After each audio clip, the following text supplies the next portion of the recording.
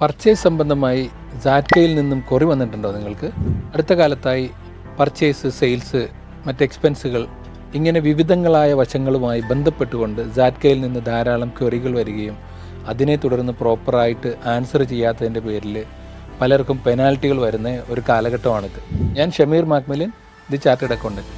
കഴിഞ്ഞ 25ഓളം വർഷങ്ങളായി സൗദിയിലും GCCയിലും ഇന്ത്യയിലുമായി നൂറുകണക്കിന് കമ്പനികൾക്ക് tax consultancy and tax management സർവീസുകൾ പ്രൊവൈഡ് ചെയ്തിട്ടുള്ള ഒരു സീനിയർ ടാക്സ് കൺസൾട്ടൻ്റാണ് ഞാൻ.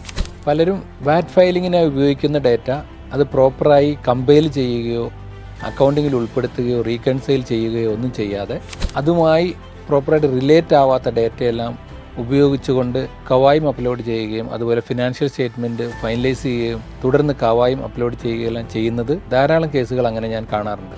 ഇതിൻ്റെ പ്രശ്നം എന്തെന്ന് വെച്ചാൽ, നമ്മൾ കവായുമിൽ ഒരു ഡേറ്റ അപ്ലോഡ് ചെയ്തിട്ടുണ്ടെങ്കിൽ അത് ഗവൺമെൻറ് അതോറിറ്റീസിന് അവൈലബിൾ ആണ്. അതേപോലെ തന്നെ വേറെ സൈഡിൽ നമ്മൾ വാറ്റ് ഫയൽ ചെയ്യുന്ന സമയത്ത് കൊടുക്കുന്ന ഡേറ്റ അതും അവൈലബിൾ ആണ്. അതുകൊണ്ട് തന്നെ ഇത് രണ്ടും തമ്മിൽ റീകൺസൈൽ ചെയ്യുന്ന രീതിയിൽ പ്രോപ്പറായിട്ട് അക്കൗണ്ടിങ് ചെയ്യുകയും അതിൻ്റെ സപ്പോർട്ടിംഗ് ഡോക്യുമെൻറ്റ് മെയിൻറ്റെയിൻ ചെയ്യുകയും ചെയ്യാതെ നമ്മൾ ഓഡിറ്റ് ഫൈനലൈസ് ചെയ്ത് കഴിഞ്ഞാൽ ഒരു ക്വറി വരുമ്പോൾ നമുക്ക് ആൻസർ ചെയ്യാൻ പ്രയാസമായിട്ട് വരും.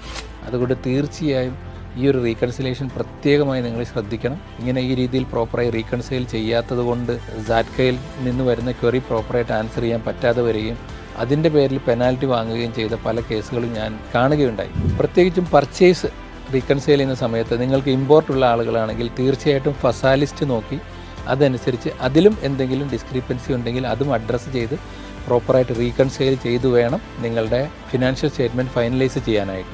ഓൾവേസ് റിമെമ്പർ, 3 കാര്യങ്ങൾ നിങ്ങൾ ഫൈനലൈസ് ചെയ്യാൻ 3 കാര്യങ്ങൾ നിങ്ങൾ ഉറപ്പുവരുത്തുക. 1 TB ഫിനാൻഷ്യൽ സ്റ്റേറ്റ്മെൻറ്റ്, 2 നിങ്ങളുടെ ഫസാലിസ്റ്റ്, 3 നിങ്ങൾ വാറ്റ് സബ്മിറ്റ് ചെയ്യാൻ വേണ്ടി ഉപയോഗിക്കുന്ന ഡേറ്റ.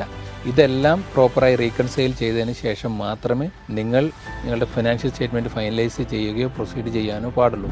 ഇതുമായി ബന്ധപ്പെട്ട് നിങ്ങൾക്ക് എന്തെങ്കിലും സംശയമുണ്ടെങ്കിൽ അല്ലെങ്കിൽ ഞങ്ങളുടെ ഗൈഡൻസ് ആവശ്യമുണ്ടെങ്കിൽ തീർച്ചയായും ഞങ്ങളെ കോൺടാക്റ്റ് ചെയ്യുക.